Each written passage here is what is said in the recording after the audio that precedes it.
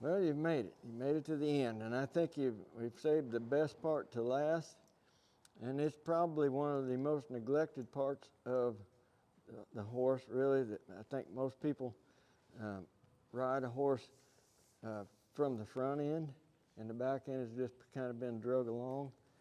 I tend to think about sitting back here and riding this back end and having the back end push the front end where I want it to go.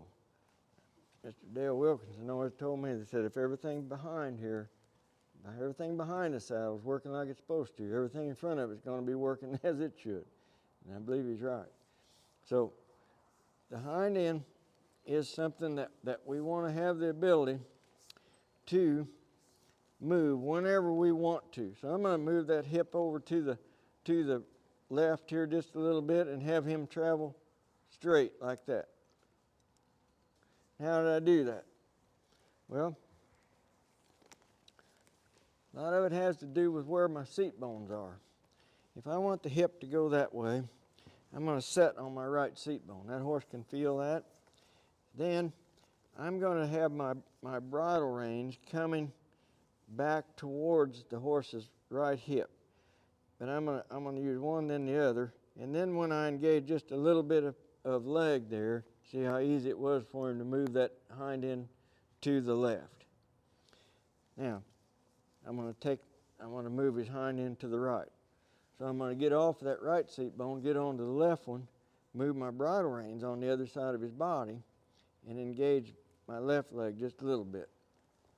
A lot of times in these body part movements, it's not necessarily you making him move that body part, but it is not allowing the rest of the body parts to move to interfere with what you're talking about. When I asked him to move his hip to the left there, he almost wanted to take a step to the right with his front end. So I blocked that off with my right bridle rein and my right leg. That's important because that would be the body position that you would ask for a right lead departure if we were going to ask for a canter. But if we let that shoulder come through there, he's probably going to take the left lead. So how we get the body, the hindquarters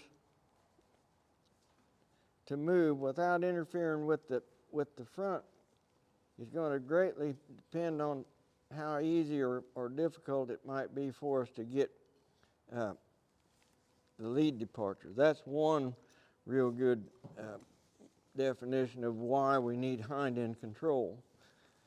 But it also gives us the ability to do all sorts of lateral movement. This is the one that I've coined as the Teasley Crabtree. I think the dressage people would call it a half pass. Now, right here, he's lagging a little bit with his hip. I want the hip to be over, and I want him to look in the direction of travel. So let him just step like that. Let him stay soft. He's braced on his face there just a little bit. Let him stay soft. So, why do I do that? Personally, I think it's one of the best tools that I have to get a nice turnaround. If I can set the hip, like if I want him to turn to the left, if I can set the hip slightly to the left, now he's going to turn when I ask for a turn with just using his front feet.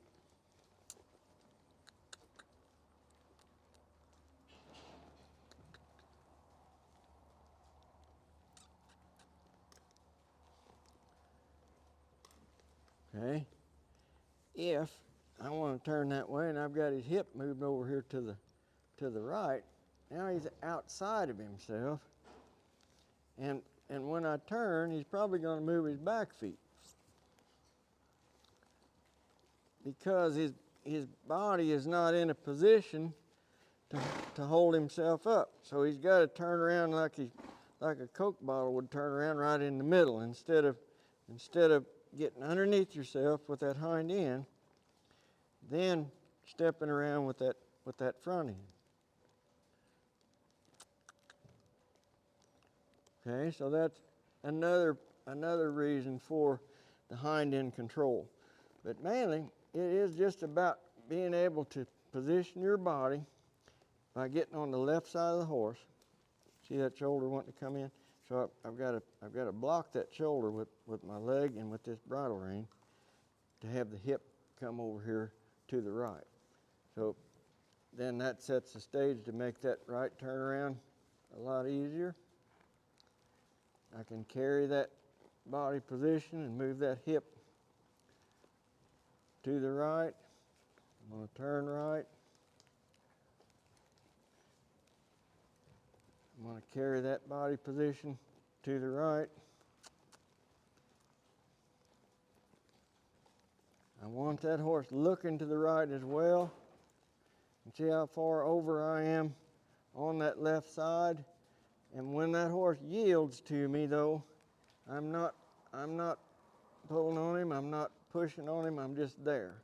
So I've assumed a position over there to help him to keep his hip underneath himself.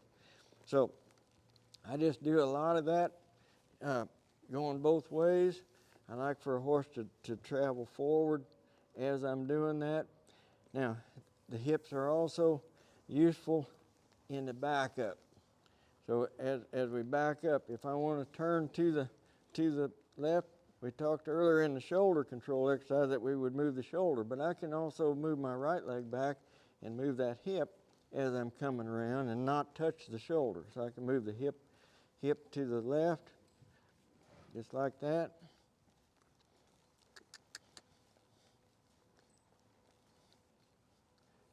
He's hanging on my hand, so I'm waiting for him to get off. I can move here on the other side and get that hip to the right.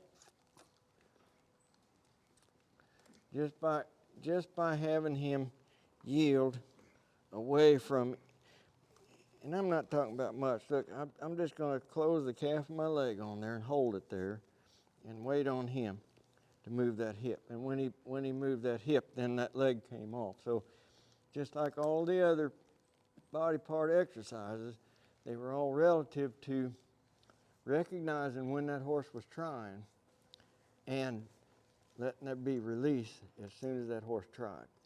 Let the horse put the release in there first and then follow up with more. So that's the same exact thing that I've carried through all the way throughout the horse's body. Now that you've got all the body parts together, now it's just a matter of you keeping your mind and being present in the moment and recognizing when this horse is in the body position he needs to be in to do what you're asking him to do at that moment. Let him be there.